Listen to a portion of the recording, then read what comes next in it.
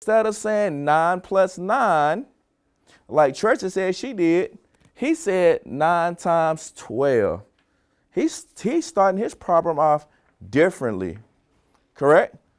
So what did Treasure do when she first started off? She immediately found the what?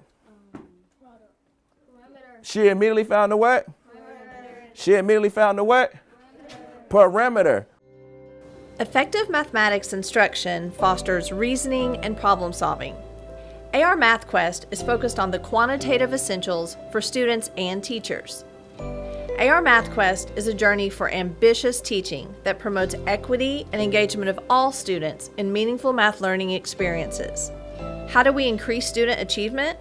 Through exemplary teaching and learning, with students engaged in the standards for mathematical practice and teachers implementing research-based effective mathematics teaching practices. Within this framework, students develop numeracy, critical thinking skills, and positive identities as doers of math. Ambitious teaching is happening in math classrooms throughout Arkansas. Our goal is for it to happen in every math classroom in Arkansas. What does ambitious teaching look like? This is a glimpse from classrooms in Little Rock, DeWitt, and Dover. My instructional strategies in classroom environment would be posing problems to kids and allowing them to solve the problem using their various strategies. And then we would get together and share the strategies and decide which strategies are more efficient, which strategies would be best used for real-world solutions. I've seen students have more opportunity to justify their answer.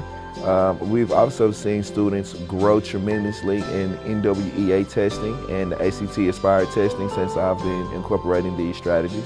The kids have responded to my classroom environment being so student-centered by being engaged in my lessons. They are always eager to answer questions, have that whole group discussion. The most rewarding part about using a student-centered pedagogy is seeing the kids discover their own strategies and bringing the math out of their solutions. The practices and the strategies that I use in this room are unlike any of the practices or strategies that I started with. The chairs aren't in rows and the kids aren't seated in those seats alphabetically and for the first time, it's not me standing at a board doing the majority of the math.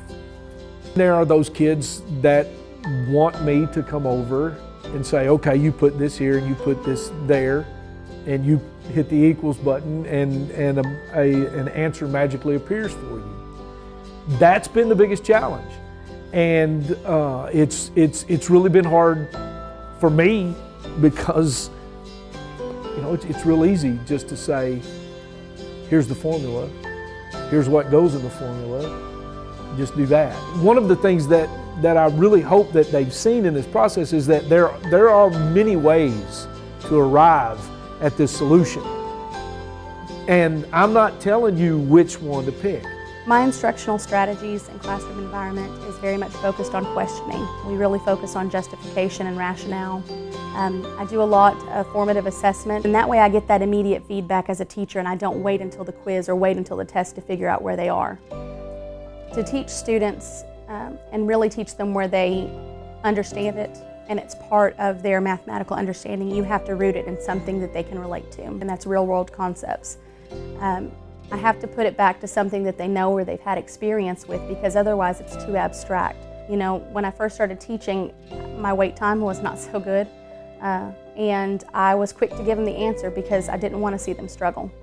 Now that I have shifted to guiding them through questions, I've noticed that they are more inclined to stick with the problem longer because they know that there's going to be a solution at the end and that they can arrive at it themselves, so they persevere longer. Classrooms of today must prepare students for the society and workforce of tomorrow. Students must be creative problem solvers who can apply knowledge to real-world situations that may not even exist today.